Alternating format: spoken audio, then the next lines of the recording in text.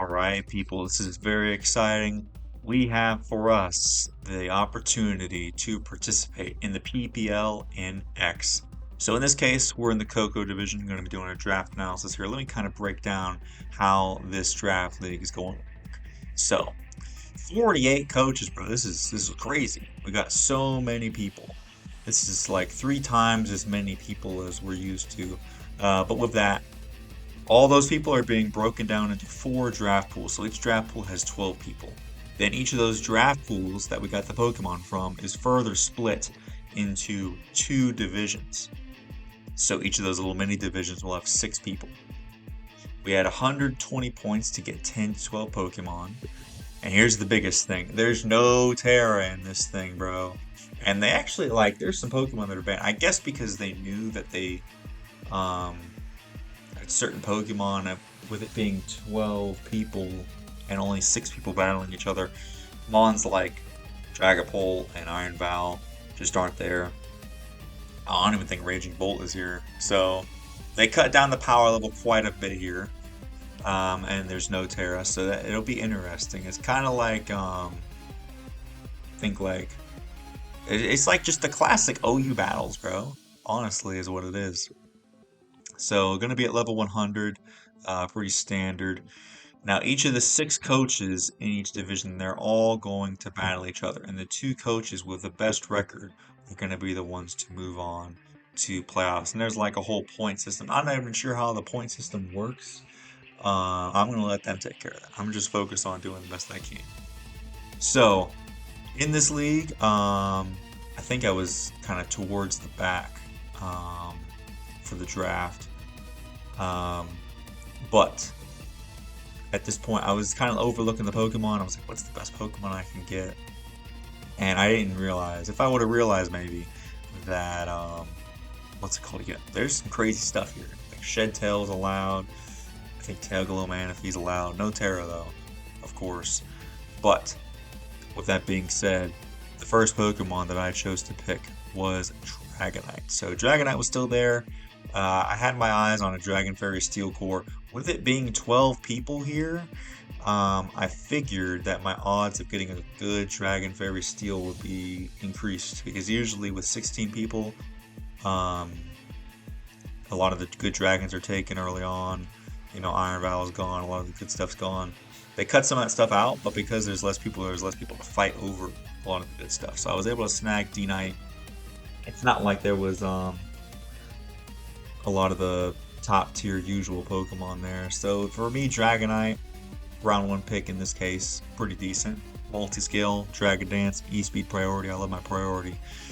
And with the second Pokemon, I was looking to get a pretty good Steel type. And there's been kind of a thing going on where for some reason I haven't been able to pick this particular Steel type.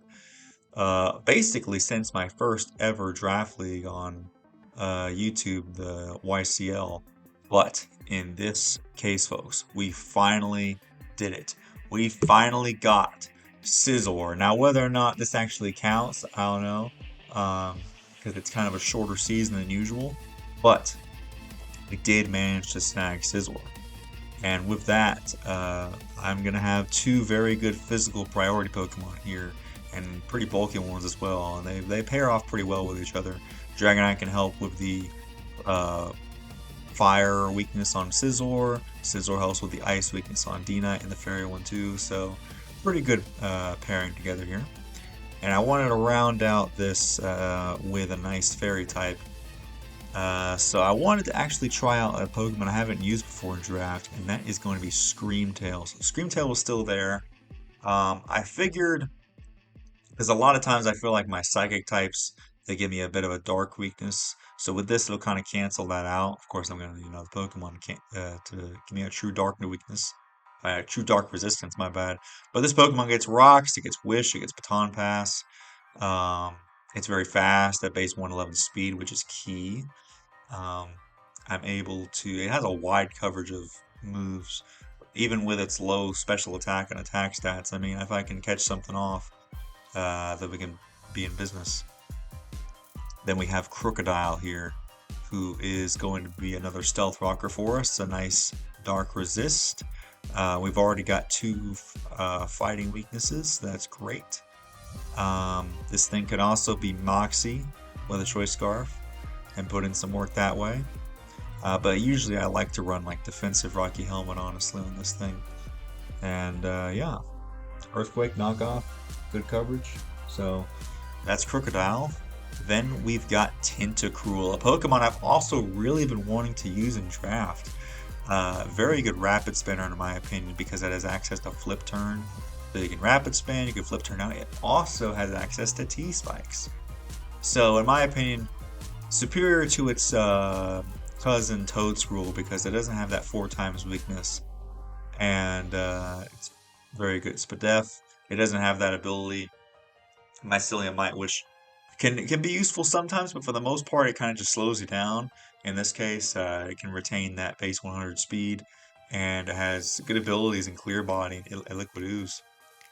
So yeah, not Toadscruel, Tentacruel, very nice Pokemon to have on the team. Very powerful water resist here, at least for the special side.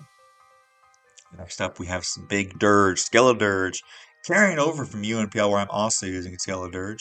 Of course, over here at Cantera, but it's going to provide a very good spin blocker for some of these hazards I'm trying to set up. Of course, right now I've only got Stealth Rocks and T-Spikes, but nonetheless, be able to keep them up. And of course, a nice, powerful, unaware Pokemon. So we've got some nice bulk here already, in addition to our strong physical attackers. And I noticed I also needed a good special attacker. So I was like, okay, I'm going to go ahead and pick Dirge. Honestly, I was kind of drafting UNPL and PPL simultaneously. So I was like, all right, let me go ahead and try to get this Pokemon. Because I needed a fire-type special attacker. I was like, you know what, it's there. Let me try it in both and see how we do with Terra versus non-Terra. Then we have Rotom Mow. I wanted another good special attacker. So here's Rotom. With the Levitate ability, Levitate I found to be pretty good at canceling out the ground weaknesses. And it can throw off some powerful Leaf Storms, Volt Switch, Will-O-Wisp, all that good stuff, all that good jazz.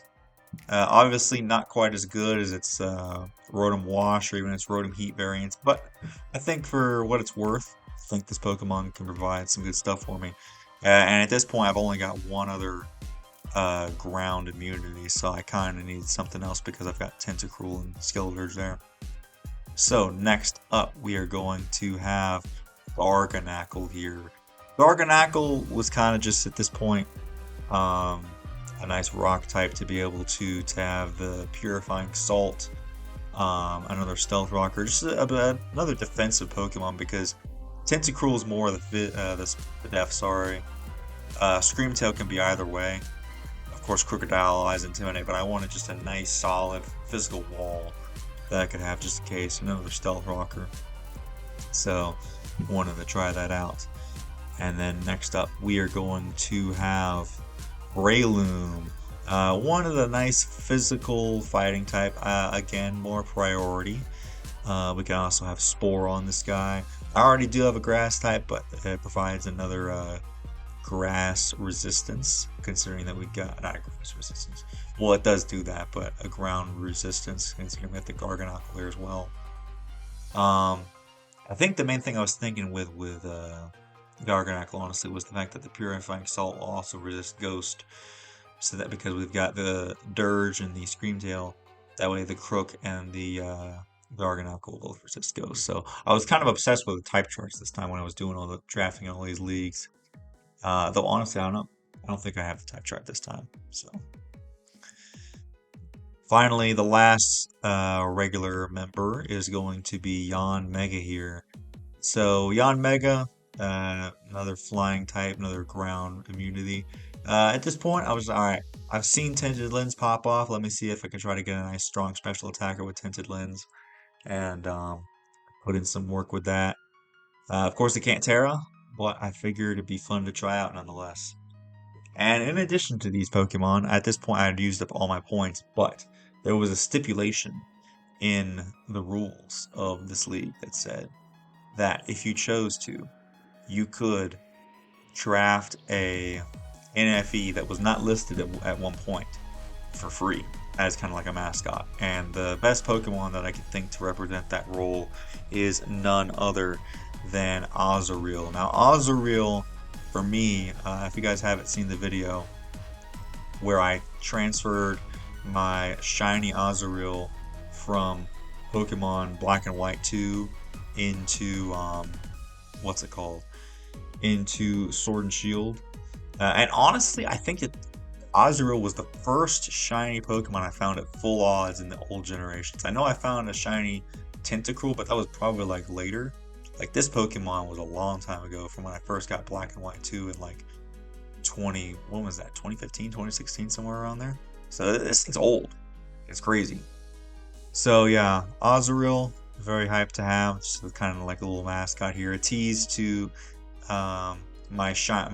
it's literally nicknamed Shiny Azumarill that I've used in a couple draft leagues as well. So hyped to have it on the team for support in spirit. And so with that, that is going to be the team. We will see you guys in the first battle tomorrow, and there's going to be one battle every day of the week. So we'll see you guys then. Oh, let me go ahead and just give you guys the preview for the matches.